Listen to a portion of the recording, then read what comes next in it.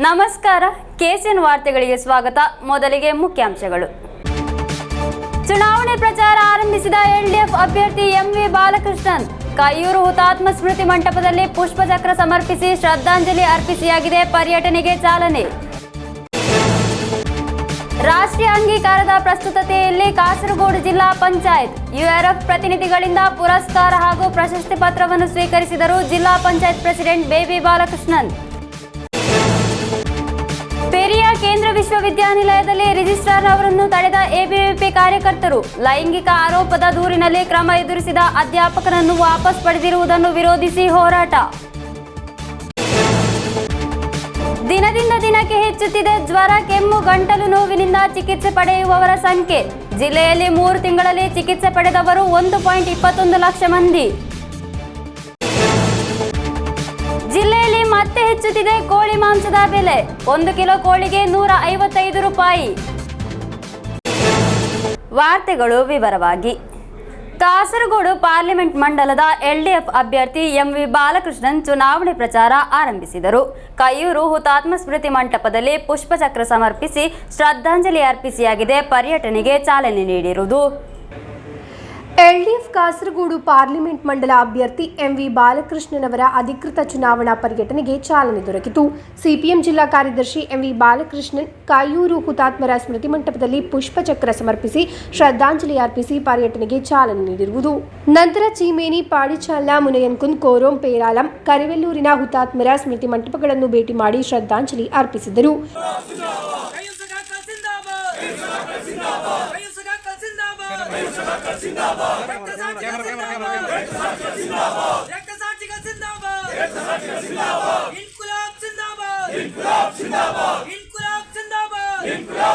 ಈ ಬಾರಿ ಬಹುಮತದಿಂದ ಮಂಡಲವನ್ನು ಮತ್ತೆ ಗೆಲ್ಲುತ್ತೇನೆ ಎಂದು ಎಂವಿ ಬಾಲಕೃಷ್ಣನ್ ആത്മവിശ്വാസವನ್ನು വ്യക്തപ്പെടുത്തിದರು. മുന്നണിയെ സംബന്ധിച്ചിടത്തോളം ഒരു സംശയത്തിനും ആശങ്കക്കും അടിസ്ഥാനമില്ല. ഈ മണ്ഡലം വീണ്ടും LDFിൻ്റെ കൈകളിലേക്ക് വരും. അതിന് ജനങ്ങൾ തയ്യാറായിട്ടുണ്ട്. ഞാൻ ഈ മണ്ഡലത്തിൽ ഇടതുപക്ഷ ജനാധിപത്യ മുന്നണിയുടെ സ്ഥാനാർത്ഥിയായിട്ട് ഇപ്പോൾ മത്സരിക്കുക. കഴിഞ്ഞ നിരവധി വർഷക്കാലമായി എൻ്റെ രാഷ്ട്രീയ പ്രവർത്തനത്തിൻ്റെ അംഗക്കളരിയാണ് ഈ കാസർഗോഡ് ലോക്സഭാ മണ്ഡലം, പ്രത്യേകിച്ച് കാസർഗോഡ് ജില്ല. ಸಾಯಂಕಾಲ 3 ಗಂಟೆಗೆ ಅಧಿಕೃತವಾಗಿ ಎಲ್ಡಿಎಫ್ ಅಭ್ಯರ್ಥಿಯನ್ನು ಘೋಷಿಸಲಾಯಿತಾದರೂ ಮುಂಚೆಯೇ ಎಂವಿ ಬಾಲಕೃಷ್ಣನ್ ಪರ ಪ್ರಚಾರ ಕಾರ್ಯ ಆರಂಭವಾಗಿತ್ತು. ಮತಯಾಚಿಸಿ ಕಾಸರಗೋಡಿನ ಅಣಂಗೂರಿನಲ್ಲಿ ಗೋಡೆ ಬರಹ ಪ್ರಚಾರ ಆರಂಭಿಸಲಾಯಿತು. ಬುಧವಾರ ಕಲ್ಯಶ್ಶೇರಿ ಮಂಡಲದಲ್ಲಿ ಪರ್ಯಟನೆ, ಗುರುವಾರ ಕಾಸರಗೋಡು, ಶುಕ್ರವಾರ ಪಯ್ಯನ್ನೂರು, ಶನಿವಾರ ತ್ರಿಕರಿಪುರ, ಭಾನುವಾರ ಉದುಮ ಹಾಗೂ ಸೋಮವಾರ ಕಾಂಜಂಗಡ್ನಲ್ಲಿ ಪರ್ಯಟನೆ ನಡೆಯಲಿದೆ. News bureau, Kasaragod. ರಾಷ್ಟ್ರೀಯ ಅಂಗೀಕಾರದ ಪ್ರಸ್ತುತತೆಯಲ್ಲಿ ಕಾಸರಗೋಡು ಜಿಲ್ಲಾ ಪಂಚಾಯತ್ ಯುಆರ್ಎಫ್ ಪ್ರತಿನಿಧಿಗಳಿಂದ ಪುರಸ್ಕಾರ ಹಾಗೂ ಪ್ರಶಸ್ತಿ ಪತ್ರವನ್ನು ಜಿಲ್ಲಾ ಪಂಚಾಯತ್ ಪ್ರೆಸಿಡೆಂಟ್ ಬೇಬಿ ಬಾಲಕೃಷ್ಣನ್ ಸ್ವೀಕರಿಸಿದರು. ಕಾರ್ಯಕ್ರಮದಲ್ಲಿ ಕ್ಯಾಲೆಂಡರ್ ಬಿಡುಗಡೆ ಮತ್ತು ಜಿಲ್ಲಾ ಸ್ಪೀಷೀಸ್ ಸಂರಕ್ಷಣಾ ವರ್ಕ್ಶಾಪ್ ನಡೆಯಿತು.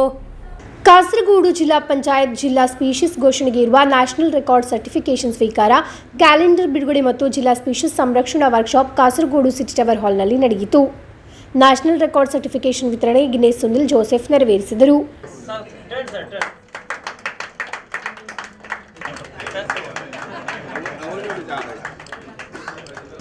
ഒരു ജില്ലാ പഞ്ചായത്ത് 4 സ്പീഷീസ്, ഒരു മൃഗത്തിനെ, ഒരു ജീവിയെയും, ചെടി, പക്ഷി, ഇതിനെയൊക്കെ തിരഞ്ഞെടുത്തത് ഇന്ത്യയിൽ ആദ്യമാണ്. ഇന്ത്യയിൽ മാത്രമല്ല, ലോകത്തിൽ തന്നെ ആദ്യമായിട്ടാണ് എന്നാണ് ഞങ്ങൾ മനസ്സിലാക്കുന്നത്. പക്ഷെ ഇതൊരു വേൾഡ് റെക്കോർഡിലേക്ക് പോകേണ്ട സംഭവമാണ്.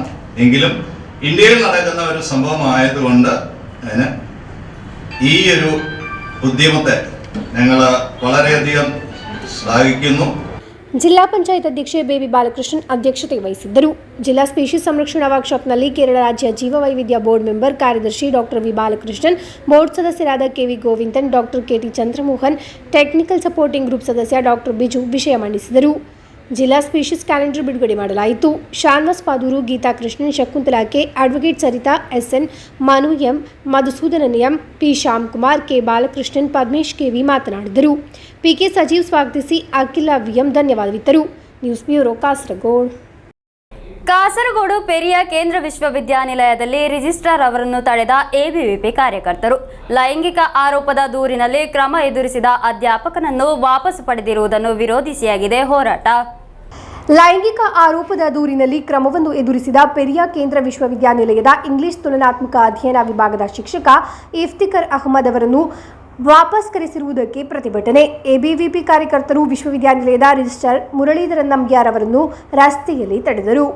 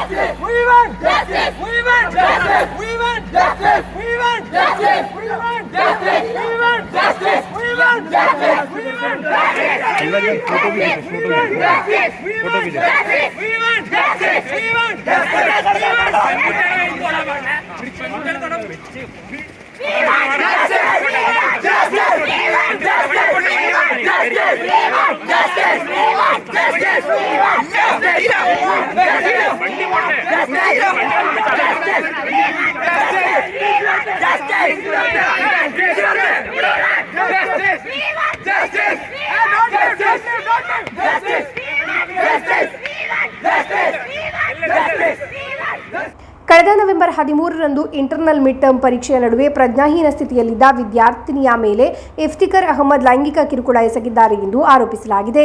ಶಿಕ್ಷಕನ ವಿರುದ್ಧ ವಿದ್ಯಾರ್ಥಿಗಳು ಕಿರುಕುಳದ ದೂರು ದಾಖಲಿಸಿದ್ದಾರೆ.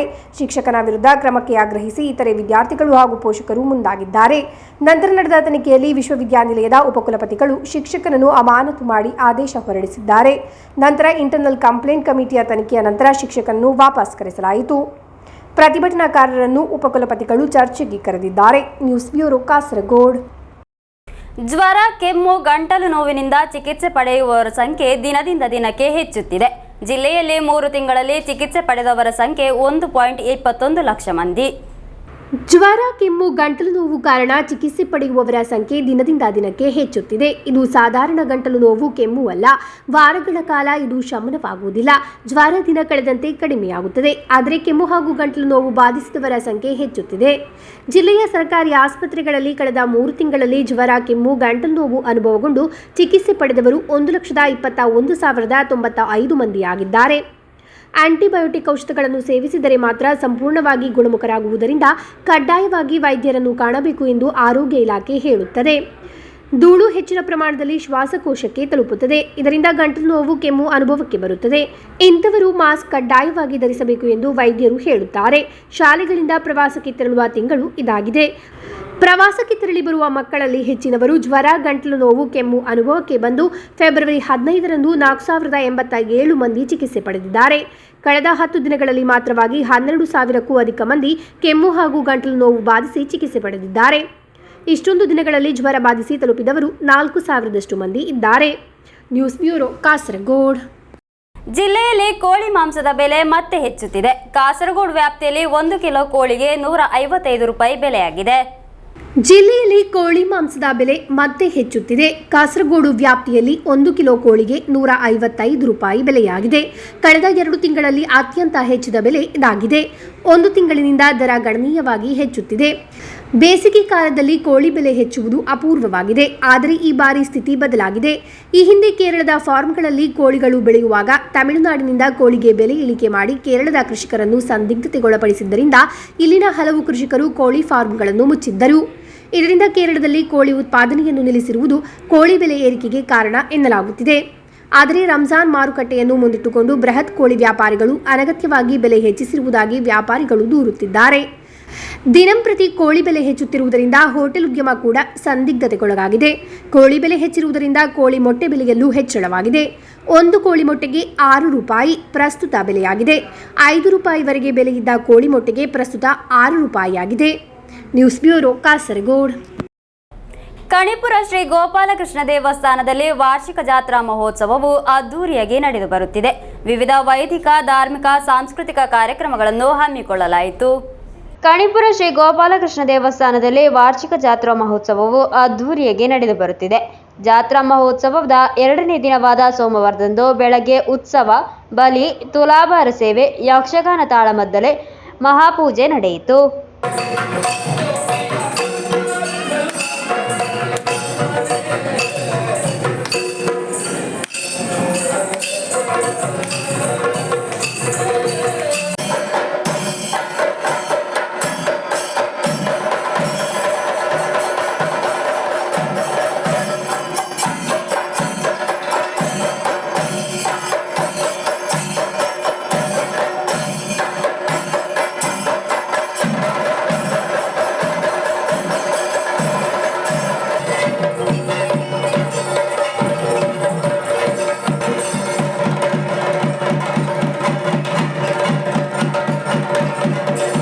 ಸಾಯಂಕಾಲ ಸಣ್ಣ ದೀಪೋತ್ಸವ, ಬಲಿ, ಮಕ್ಕಳ ಯಕ್ಷಗಾನ ಬಯಲಾಟ ನಡೆಯಿತು. ಹಲವಾರು ಮಂದಿ ಭಕ್ತರು ಆಗಮಿಸಿದ್ದರು. News bureau, Kasaragod. 33 ವರ್ಷಗಳ ನಂತರ ಕಾವುಗೋಳಿ ಕಾಬಿಲ್ ಬಂಡಾರವೀಡ್ ತರವಾಡ್ನಲ್ಲಿ ಶ್ರೀ ವಯನಾಟು ಕುಲವಂತಯ್ಯಂಗಟ್ಟು ಮಹೋತ್ಸವ ಫೆಬ್ರವರಿ 29ರಿಂದ ಮಾರ್ಚ್ 3ರವರೆಗೆ ನಡೆಯಲಿದೆ. ಸಿದ್ಧತೆಗಳು ಪೂರ್ಣಗೊಂಡಿವೆ ಎಂದು ಪದಾಧಿಕಾರಿಗಳು ಸುದ್ದಿಗೋಷ್ಠಿಯಲ್ಲಿ ತಿಳಿಸಿದರು. ಏರಿಯಾಕೋಟ ಶ್ರೀ ಭಗವತಿ ಕ್ಷೇತ್ರದಿಂದ ಹೊರಕಾಣಿಕೆ ತರಲಾಗುವುದು. ಮಧ್ಯಾಹ್ನ ಅನ್ನ ಸಂತರ್ಪಣೆ ಏರ್ಪಡಿಸಲಾಗುವುದು. ಸಾಯಂಕಾಲ ಏರಿಯಾಕೋಟ ಶ್ರೀ ಭಗವತಿ ಕ್ಷೇತ್ರದಿಂದ ಶ್ರೀ ವಿಷ್ಣುಮೂರ್ತಿ ದೈವದ ಭಂಡಾರ ಆಗಮಿಸಲಿದೆ. 4 ದಿನಗಳಲ್ಲಾಗಿ ವಿವಿಧ ವೈದಿಕ ಧಾರ್ಮಿಕ ಕಾರ್ಯಕ್ರಮಗಳು ನಡೆಯಲಿವೆ ಎಂದು ಸುದ್ದಿಗೋಷ್ಠಿಯಲ್ಲಿ ಪದಾಧಿಕಾರಿಗಳು ತಿಳಿಸಿದರು. ഫെബ്രുവരി 29 തുടങ്ങി മാർച്ച് 3-ാം തീയതിയാണ് വയനാട്ട് കുലം മഹോത്സവം സമാപിക്കുന്നത്. കാസർഗോഡ് താലൂക്കിലെ ഈ കൊല്ലത്തെ ആദ്യത്തെ മഹോത്സവമാണ്. 10,000-കണക്കുകൾ ആളുകൾ പങ്കെടുക്കുമെന്നാണ് സംഘാടക സമിതിയുടെ വിശ്വാസം. അപ്പോൾ അതിൻ്റെ കലവറ നടക്കൽ ചടങ്ങാണ് 29-ാം തീയതി രാവിലെ 11:30 മണിക്ക് നടക്കുന്നത്.